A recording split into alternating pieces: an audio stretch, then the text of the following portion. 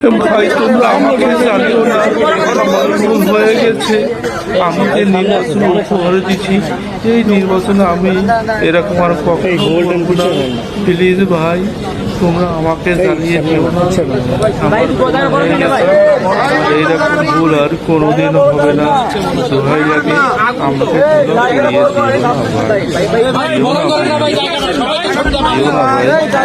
পুড়িয়ে দিও না ভাই।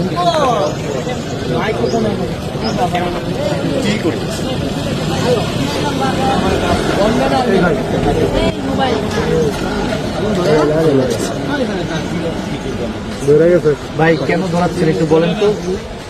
বলছে বাংলাদেশের মানুষের সাথে বিশ্বাসঘাতকতা করেছে। এই তার শাসনামলে বাংলাদেশকে একটা মহৎ রাজ্য হিসেবে প্রতিষ্ঠা করেছে। বাংলাদেশকে একটা মহৎ রাজ্য হিসেবে প্রতিষ্ঠা করেছে। বাংলাদেশের মানুষের আশা ভরসার সাথে গ্রেফতারি করেছে। জুলাই অভ্যুত্থানের যে স্পিড, জুলাই অভ্যুত্থানে মানুষ চাইছিল বাংলাদেশে একটা সুশাসন আসবে, বাংলাদেশে দুর্নীতিমুক্ত দেশ হিসেবে, দুর্নীতি